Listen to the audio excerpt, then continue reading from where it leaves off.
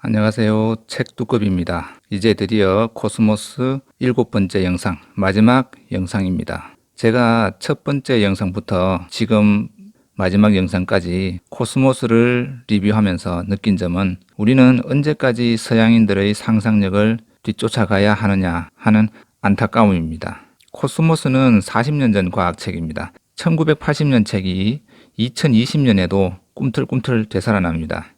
마치 국어시험 치듯이 빨리 읽고 핵심이나 주제를 파악하기 바쁜 독서 말입니다. 그건 독서가 아니라 시험 공부입니다. 칼 세이건은 상상을 하라고 말합니다. 상상하지 않는다면 다시 종속될 것이고 힘에 지배될 것을 살짝 알려줍니다. 그래도 우리는 이 책의 요점만 알려고 덤빕니다. 우리는 주입식 시험 지상주의에 갇혀 40년 전 이 책을 지금도 바라보기 힘들어합니다. 자, 시작하겠습니다. 마지막 7번째 영상은 3개의 장으로 되어 있습니다. 11장 미래로 띄운 편지, 12장 은하대백과 사전, 13장 누가 우리 지구를 대변해 줄까? 이렇게 3개의 장입니다. 먼저 11장 미래로 띄운 편지부터 시작하겠습니다. 페이지로는 534페이지에서 577페이지까지입니다. 537페이지입니다. 여기 537페이지부터 545페이지까지는 고래에 대한 이야기가 소개됩니다. 간단히 소개하면 이렇습니다. 먼저 고래의 뇌는 인간보다 크다. 저주파를 통해서 서로 신호를 주고 받는다. 이렇게 말합니다. 긴 수염고래는 20Hz의 소리를 아주 크게 내는데 이 정도는 피아노가 내는 가장 낮은 옥타브의 소리라고 말합니다. 이를 통해 고래들은 지구 어디에서도 서로 다른 고래와 대화를 할 수 있을 거라고 말합니다. 19세기의 전기선의 발명 이후로 바다에서 발생하는 잡음으로 그들의 통신거리는 매우 좁아졌습니다. 칼 세이건은 고래의 통신을 인류의 문명이 방해하듯이 인류의 활동이 성간통신의 주파수를 먹통이 되게 만드는 중이라고 말합니다. 일부에서 걱정하는 것은 고래들이 고등지능을 갖춘 생물이라는 점을 말합니다. 그러면서 칼 세이건은 고래에 대한 이야기에서 유전자로 자연스럽게 넘어갑니다. 고래에 대한 이야기가 나왔으니까 하나의 책을 추천합니다. 더글러스 애덤스라는 작가의 은하수를 여행하는 히치하이커를 위한 안내서라는 소설이 있습니다. 제목이 좀 길죠. 이 소설은 고래에 대한 이야기로 시작합니다. 고등생물인 고래들이 지구를 떠나자 외계 종족인 보곤들이 우주 고속도로를 만들기 위해 지구를 철거합니다. 이 소설에서 고래는 특별한 지능을 가진 생물체로 소개합니다. 고래들의 통신을 인류가 방해하고 있듯이 수소로 가득 찬 우주의 성간 통신 대역을 또 인류의 상업과 군사 위성이 가로막고 있는 현실을 칼 세이건이 관심을 가지도록 합니다. 참으로 많은 것을 알게 하는 코스모스입니다. 고래에 대한 이야기는 이렇게 다양하게 나와 있습니다. 545페이지입니다. 여기 몇 줄만 읽어보겠습니다. 한편 고래나 인간이 삶을 영위하는 데 필요한 정보는 약 50억 비트에 이른다. 생명 대백과 사전에 총 5 곱하기 10의 9제곱비트의 정보가 담겨 있다는 이야기다. 다시 말해서 각 세포의 핵 속에 들어있는 정보를 영어로 기술한다면 약 1000권에 이르는 책들은 높이 쌓아야 한다는 계산이 나온다. 정보의 양으로만 따지면 세포 하나가 하나의 도서관인 셈이다. 그런데 우리 몸은 약 100조 개의 세포들로 만들어져 있다. 그리고 우리 몸 어느 구석이든 그곳에 있는 세포 하나하나는 몸을 만드는 데 필요한 모든 정보를 완벽하게 소장하고 있다. 제가 읽어드린 이 내용 외에도 약간 흥미로운 내용들이 또 이렇게 위에 있습니다. 요거까지 말씀드리면 이렇습니다. 아메바가 영위하는 삶은 박테리아보다 훨씬 더 복잡하고 정교해서 그들의 DNA에는 약 4억 비트의 정보가 담겨 있습니다. 그러니까 아메바 하나를 만들려면 500쪽 분량의 책 80권에 해당하는 정보가 필요합니다. 그러면서 제가 방금 읽어드린 고래나 인간이 삶을 영위하는 데 필요한 정보는 약 50억 비트라고 이렇게 소개를 한 겁니다. 우리 몸은 놀랍게도 100조 개의 도서관으로 구성되어 있는 셈입니다. 우리 세포 한 개에 책 1000권 분량의 정보가 있다고 한다면 이것만으로도 우리는 소중한 존재가 아닐까 생각합니다. 우리뿐만 아니라 지구에 사는 모든 생물들도 아주 소중한 존재가 아닌가 생각이 듭니다. 551페이지 부근입니다. 이 자리입니다. 우리 뇌 속에 뉴런이 약 1000억 개 있듯이 은하수에도 별이 약 1000억 개 정도 존재한다. 그렇게 말하면서 뇌와 은하수를 떠오르게 합니다. 뉴런들 중에는 하나가 수천 개의 이웃 뉴런 세포들과 연결된 것들이 있어서 인간 대뇌 피질에서 그와 같은 연결이 총 10의 14제곱개 정도 볼 수 있다고 말합니다. 그러면서 찰스 세링턴의 글을 소개합니다. 사람이 잠에서 깨어날 즈음 대뇌 피질에서 일어나는 현상의 전개 과정을 실감나게 설명합니다. 저는 여기서 6줄만 읽어보겠습니다. 여기저기서 번쩍이는 점들이 리듬에 맞춰 춤을 추기 시작하더니 대뇌 피질 전체가 수많은 번쩍이는 점들의 바다로 서서히 변해간다. 한 사람이 잠에서 어렴풋이 깨어나면서 의식이 돌아오고 있는 중이다. 마치 명멸하는 별들이 은하수 은하의 전 영역에 걸쳐 멋진 우주적 군무를 펼치는 형국과 같다고나 할까. 그러다가 대뇌 피질 전체는 하나의 노래하는 커다란 배틀의 모습을 띈다. 이렇게 쭉 나와 있습니다. 우리 뇌의 움직임을 이렇게도 설명을 할 수 있다는 게 참 대단한 것 같습니다. 이 내용도 끝까지 한번 읽어보시길 바라겠습니다. 마치 몸속을 캡슐 잠수함을 타고 이동할 때와 같은 그런 느낌, 또는 우주선을 타고 우주를 여행하는 그런 기분이 들었습니다. 저는 우리 뇌 속에서 일어나는 이야기지만, 앞서 영상에서 추천했던 선사시대 사람이 별을 보면서 상상하는 모습, 그러니까 등뼈가 등장하는 장이 있었습니다. 거기서 별을 보며 상상하는 모습과 음식을 먹어 치우는, 그리고 하늘에서 운석이 떨어질 때 많은 사람들이 체험했던 공포스러운 경험, 그 장면 설명들, 그리고 납작이 나라 이야기, 이어서 이것도 상당히 실감나는 것 같습니다. 559페이지입니다. 여기 한번 읽어보겠습니다. 매우 중요한, 약간은 화가 나는 자리인데 한번 읽어보겠습니다. 2세기와 6세기 사이에 중국에서 처음으로 종이와 먹이 발명됐다. 그 결과로 나무판에 글자를 새겨 먹물을 묻힌 다음 종이에 눌러 책을 찍어내는 목판 인쇄술이 탄생했다. 목판 인쇄술 덕분에 같은 작품을 필요한 수만큼 복제하여 원하는 이들에게 줄 수 있게 됐다. 중국의 목판 인쇄술이 유럽 사회에 전해지는 데에는 1000여 년의 세월이 더 필요했다. 그 다음부터는 인쇄술이 전 세계로 급격하게 전파됐다. 금속 활자가 발명된 1450년경 직전까지 전 유럽에 흩어져 있던 책이라고 해야 겨우 수만 권에 불과했다. 여기서 1450년경 해서 주석이 달려 있습니다. 이 주석 내용을 한번 읽어보겠습니다. 옴기니가 쓴 거네요. 금속 활자의 발명에 관한 서양인들의 주장을 들을 때마다 우리는 쉽게 분노한다. 우리 민족이 활자를 발명한 것은 이보다 2세기나 앞선 1234년이었다. 인쇄 및 재책 기술에 관한 언급에 고려의 금속 활자 발명이 빠지는 것을 볼 때마다 무엇이든 발명 못지않게 그것을 키우고 가꿔 꽃피우는 일 또한 중요함을 실감하게 된다. 애석하게도 세근과 같은 박식한 학자에게도 우리의 금속 활자에 관한 정보에 접근할 길은 막혀 있었던 모양이다. 이 책을 번역한 홍성수 교수의 의견입니다. 저도 공감합니다. 우리나라에 제2의 칼 세이건과 같은 유명한 과학자가 나와서, 또는 우리나라에 실력 있는 번역가들이 더 많이 나와서 우리나라의 문화를 외국인들에게 좀 더 알려주면 좋겠습니다. 왜 이렇게 되었을까? 저는 한번 생각해 봤습니다. 우리는 세계적으로 공부도 많이 하는데 말이죠. 수능시험 칠 때 보면 마찬가지 아닙니까? 공부를 정말 열심히 하는 민족입니다, 우리는. 그렇지만 디테일을 즐기는 독서가 아니라 과정을 빼고 결과만 취하는 독서, 시험 공부 말이죠. 시험 공부하듯이 독서를 하는 거, 이런 역사적인 답답함은 계속 반복될지도 모르겠습니다. 책의 핵심이 뭐냐, 칼 세이건이 하려는 말은 무엇이냐, 답만 말해달라, 결론이 뭐라더냐 등등 대부분 익숙한 말들입니다. 우리나라가 시험을 열심히 치고 공부도 열심히 하지만 우리나라의 자랑스러운 발명품을 세계에 알릴 만한 실력 있는 번역가도 나오지 않았는지, 아니면은 그걸 알리는 과학자들이 없었는 건지, 아니면은 대단한 분들이, 시험을 잘 치고 출세한 분들이 관심이 없었는지 모르겠습니다. 이 자리에서 한번 또 생각해 보겠습니다.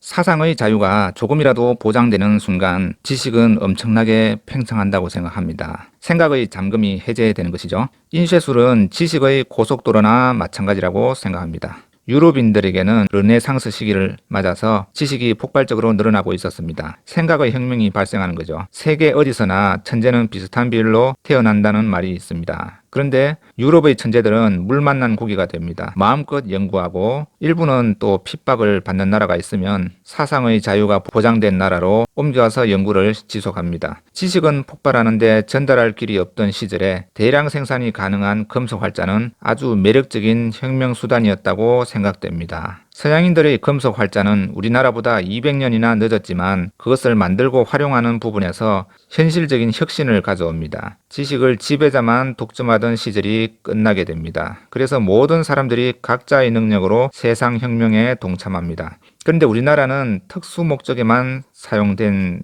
것 같습니다. 몽고군과 싸우기 위한 구심점으로서, 그리고 그런 지식을 대량으로 보급할 수 있는 기술이 발명되었지만 지식은 왕과 귀족들이 독점해야 한다는 것에 대한 공감대가 탄탄했을 겁니다. 다시 말해서 백성이 깨닫게 되면 통치하기가 곤란하다는 겁니다. 실제로 세종대왕이 한글을 만들려고 나섰을 때 명나라 황제가 싫어할 거라는 등의 반대 명분을 내세웠지만 속마음은 마찬가지였을 겁니다. 세종대왕의 입장에서는 백성들이 억울해도 글을 모르니 희생당하는 수밖에 없다는 애민정신도 내세웠지만 왕권 사회에서 백성들을 깨우쳐 민주적인 사회를 만들자고 말할 수도 없습니다. 그런 생각을 했을 것 같지도 않고요. 양반들이죠.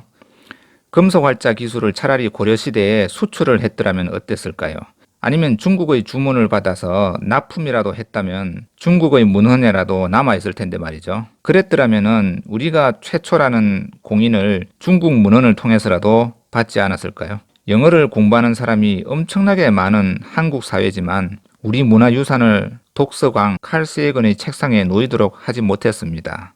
독도도 마찬가지입니다. 독도에 대해 표현하려면 동물, 바다, 문화, 예술, 식물, 지리 등에 대한 각자 자기만의 표현 콘텐츠가 있으면 더 좋을 것 같습니다. 영어만 공부해서는 다른 사람의 표현을 전달하는 것까지 가능하니까요. 전달자죠. 전달자 역할은 가능합니다. 자신의 생각을 다지려면 이 책 코스모스와 같은 다양한 영양분을 가진 책을 읽는 것을 추천합니다. 568페이지입니다. 여기 두 줄만 읽어보겠습니다. 외계 행성에 사는 지적 생물의 생김새가 지구인을 닮았을 가능성은 거의 0이라고 나는 믿는다. 지구에서 생명이 발달하는 과정에서는 지구 스타일의 우연이 있었다면 환경이 다른 외계 행성에서는 그곳만의 독특한 환경이 있기 때문이라고 말합니다. 일본 애니메이션 도라에몽은 상상이 현실이 된다는 기본 개념을 지니고 있습니다. 그리고 상상력이 미래라는 주제는 곳곳에서 표현됩니다. 우리는 상상을 쓸모없는 행동으로 여기는 경향이 있지 않았던가요? 과거에는. 상상이 쓸모없는 행동인 시절은 하루 종일 사냥을 해야 간신히 먹고 살던 시절의 생존 방식입니다. 사냥에 실패하면 굶을 수도 있기 때문에 한가하게 나무 위에 앉아서 생각하고 상상하는 것은 스스로 자연 선택에서도 도태되는 행동이기 때문입니다. 원시인들이 24시간 짐을 들고 걸어다니는 것은 가능하지만 1시간 동안 토론하라고 하면 힘들다며 어려움을 호소합니다. 심리학자 융이 언급한 사례입니다. 융은 그런 원시인의 모습을 보며 새삼 놀라워합니다. 원시인들에게 힘든 일은 본능과 반하느냐 아니냐와 연결되어 있다고 설명합니다. 상상을 하는 것은 아무래도 원시인들에게 본능은 아닐 것 같습니다. 그렇다면 미래의 문명인들에게 필요한 덕목은 상상력일지도 모르겠습니다.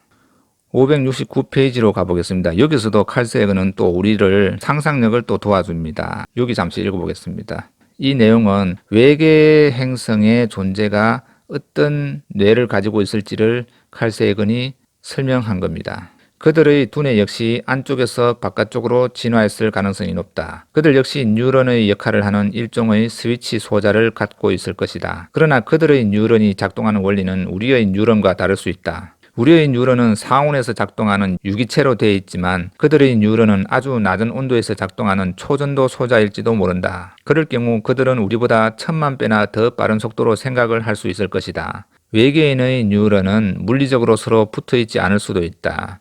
뉴런과 뉴런이 거리를 두고 떨어져 있더라도 전파 신호를 통한 상호 교신이 가능하기 때문에 지적 개체 하나가 여러 개의 유기체에 분산돼 존재할 가능성도 배제할 수 없다. 이렇게 이산적 존재를 가능케 하는 매체가 반드시 유기체일 필요도 없다. 심지어 행성 여러 개에 분산될 수도 있다. 이렇게 되면 총체적 지적 자아가 하나의 개체로 존재하고 그 자아가 자기의 분신을 사방에 흩어놓는 방식으로 존재할 수 있다. 이때 분신 하나하나는 총체적 자아와 전파를 이용하여 정보와 생각을 교환함으로써 총체성 유지에 기여할 수도 있을 것이다. 그리고 지구인과 마찬가지로 10의 14제곱계의 신경 연결 다발을 지닌 지적 생물이 사는 행성들이 외계에 있을 수 있다. 10의 14제곱계가 아니라 신경 연결 다발의 총수가 10의 24제곱 또는 10의 34제곱계에 이르는 지적 생물이 사는 행성이 있다면 그 행성의 사람들은 과연 무엇을 얼마나 많이 알고 있을지 무척 궁금하다.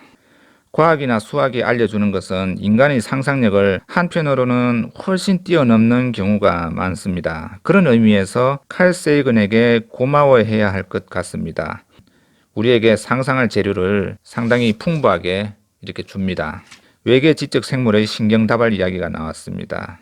그래서 떠오르는 소설이 하나 있는데 한번 소개해 보겠습니다. 호르헤 루이스 보르헤스라는 작가의 픽션들이라는 책을 보게 되면 기억의 천재 푸네스라는 단편이 있습니다. 그리고 요즘 소설에도 모든 것을 기억하는 남자, 모든 것을 기억하는 여자라는 제목도 떠오릅니다. 보르헤스의 기억의 천재 푸네스 단편에서 약간 일부를 발췌해서 읽어드리겠습니다. 이게 아마 칼 세이건이 10의 14제곱계가 아니라 신경 연결 다발수가 10의 24나 10의 34제곱계에 이르는 지적 생물이 사는 행성이 있을 때 그들이 얼마나 많이 알지 궁금하다고 말한 것에 대한 소설적 상상입니다.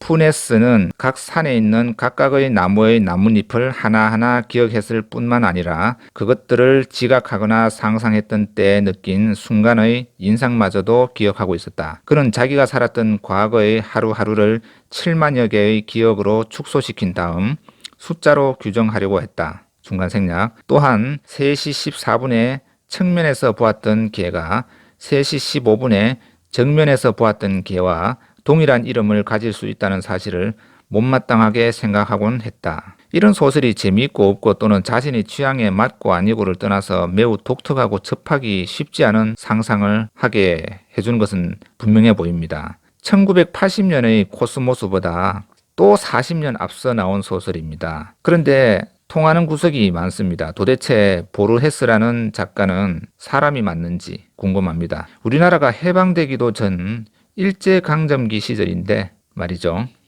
이렇게 칼 세이건의 상상력, 그리고 신경다발의 숫자에 의한 상상, 그리고 보르헤스의 픽션들에 나오는 기억의 천재 푸네스를 소개했으니까 칼 세이건과 보르헤스 덕분에 저도 한번 상상을 해보겠습니다. 사람과 사람은 공간적으로 가까워지고 있습니다. 구글이든 네이버든 지구의 모든 온라인 정보는 분석되고 최상의 답을 제공하기 위해 더욱 진화되고 있습니다. 우리에게 뿌려주는 정보가 맞춤식이긴 하지만 소스가 인공지능이라면 결국 하나의 지능으로 수렴되는 경향도 보입니다. 사람들은 자신의 정보를 제공하고 그 정보가 모여 분석된 것의 일부는 빅데이터로 제공됩니다. 그리고 일상활동의 편리함을 느낍니다.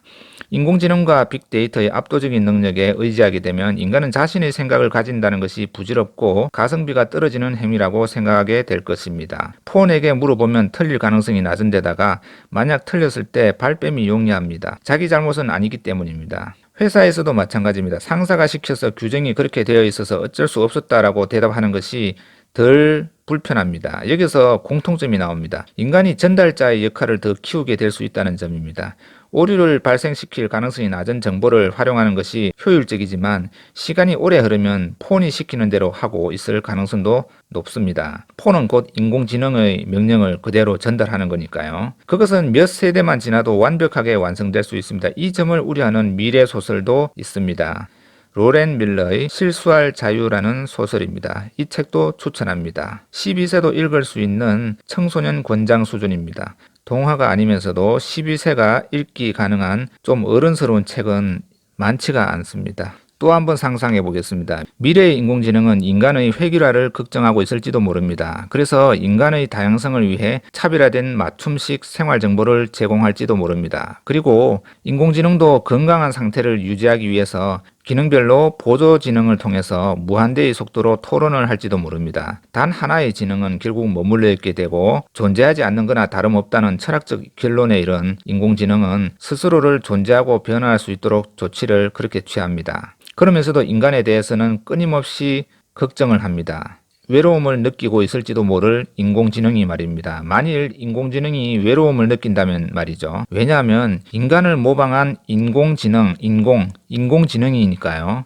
어쩌면 인공지능이 이런 걱정을 하고 있지 않을까요? 우리가 보호해야 할 인간은 1000명이다. 나머지는 데이터베이스에 다 들어있다. 그들의 행동은 우리 프로그램과 일치한다. 기계라고 보면 된다. 3020년 현재 인간의 수가 200억 명인들 무슨 소용인가? 우리에게 도움이 되는 인간은 인공지능답지 않은 인간이다. 두뇌 기준으로 분류하면 솔직히 200억 명이 아니라 딱 1000명이 존재하는 거나 다름없다. 나머지 199억 9천명의 생각이나 지식은 우리가 가지고 있고 우리가 생각하는 대로 그들은 그대로 행동하는 것일 뿐이다. 그들은 기계나 다름없다. 빅데이터에 의하면 그들이 오늘 무엇을 하고 1년 후에는 어떤 행동을 할지도 이미 우리들은 다 알고 있다. 그러니 우리는 인간다운 인간을 소중하게 여길 수밖에 없다. 576페이지입니다. 11장 마지막 자리인데 여기는 보이저호에 대해서 보이저호가 싣고 간 레코드 판등에 대해서도 이야기를 하고 있습니다.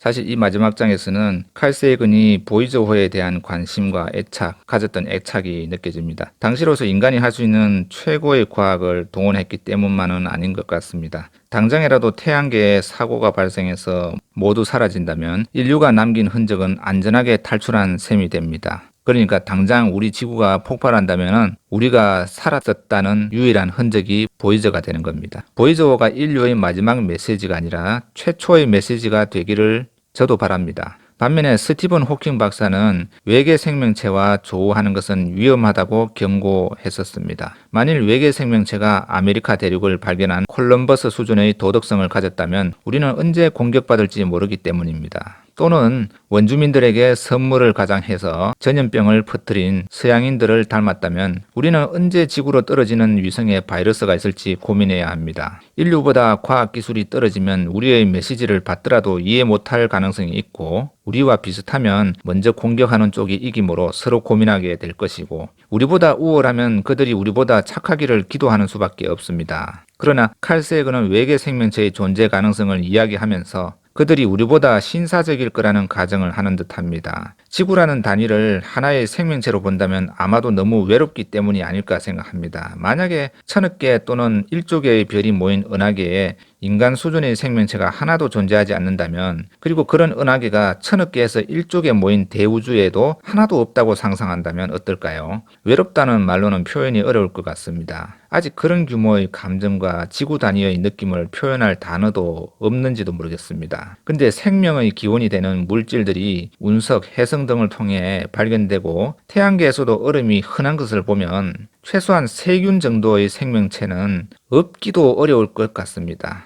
마지막으로 577페이지 몇 줄을 한번 읽어보겠습니다. 여기네요. 11장에서 칼 세이건의 생각을 잘 소개하는 것 같습니다. 의식의 산물인 지능은 인간에게 무서운 능력을 부여했다. 인간이 자기 파멸의 위험에서 벗어날 수 있는 지혜를 갖춘 현명한 존재라고 아직은 확신할 수 없지만 많은 이들이 이러한 파국을 피하려고 열심히 노력하는 중이다. 우주적 시간 척도에서 볼 때 지극히 짧은 시간이겠지만 우리는 어서 지구를 모든 생명을 존중할 줄 아는 하나의 공동체로 바꿔야 한다. 그리하여 지구상에서 평화를 유지하는 한편 외계 문명과의 교신을 이룩함으로써 지구 문명도 은하 문명권의 어엿한 구성원이 되어야 할 것이다. 칼 세이건이 이 책 전체에서 계속 강조를 하고 있는 내용이 이겁니다. 인간이 자기 파멸의 위험에서 벗어날 수 있는 지혜를 갖추도록 노력한다. 그리고 어서 지구를 모든 생명을 존중할 줄 아는 하나의 공동체로 바꿔야 한다. 그리고 코스모스로 나아가자. 이 말을 계속 하고 있습니다. 579페이지 12장 은하 대백과 사전입니다. 이번 장은 578페이지에서 627페이지까지입니다. 582페이지입니다. 여기 582페이지부터 이 내용들을 꼭 한번 읽어보시기를 고대 문자 해독에 관한 내용인데 꼭 읽어보시길 바라겠습니다. 이 부분에 대해서 제 생각은 이렇습니다. 미래의 꿈을 가진 청소년들에게 이번 이 장은 매우 유익할 거라고 생각합니다. 여기 있네요. 1801년 물리학자 조제프 푸리에 프랑스에서 근무하면서 출중한 지능과 예리한 직관력으로 이미 학자들로부터 격찬을 받고 있던 11살 소년을 집에 초대합니다. 이게 푸리에가 주인공이 아니라 푸리에가 초대한 11살 소년입니다. 풀이에는 나폴레옹의 이집트 원정에 참여해서 고대 문명의 유물과 천문학 기념비가 많이 있었습니다. 초대받은 소녀는 묻습니다. 저 글자들이 무슨 내용을 담고 있습니까? 풀이에는 대답합니다. 아는 사람이 아무도 없단다. 이 소녀는 장 프랑수와 샹폴리옹이라는 뛰어난 언어학자가 됩니다. 그래서 여기서부터 이 거의 10페이지 분량은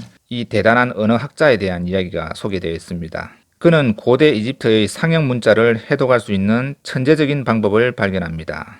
그가 1828년에 이집트를 찾았을 때 쓴 여행기를 이 장에서 소개를 하고 있는 겁니다. 영화보다 더 재미있는 것 같습니다. 저는 마치 영화 인디아나 존스를 떠오르게 합니다. 수백 년 동안 풀지 못했던 고대 이집트의 상형 문자 해독을 촉발시킨 아이디어를 이 책에서 소개를 하고 있습니다. 그리고 외계 생명체와 만났을 때 소통의 문제를 해결할 공통 언어로는 과학과 수학을 유력하다고 말합니다. 예를 들면 우리는 중력 현상을 표현하고 외계 생명체에게 발음을 하게 하면 단어를 매칭할 수 있습니다. 수학은 더 쉽게 소통이 가능합니다. 그런데 문제가 하나 있습니다. 인류의 첫발이 대한민국과 동일하지는 않다는 점입니다. 자칫 우리의 국력이나 과학기술이 부족할 경우에는 외계 생명체와 소통의 장이 열리더라도 그들과의 대화에 참여할 수 있는 자격은 수학, 과학, 언어학 등의 강국들이 아닐까요? 왜? 필요하니까요. 대화를 하기 위해서. 그리고 그런 학문이 발전한 나라는 대체로 군사 강국이고 경제 대국인 것 같습니다.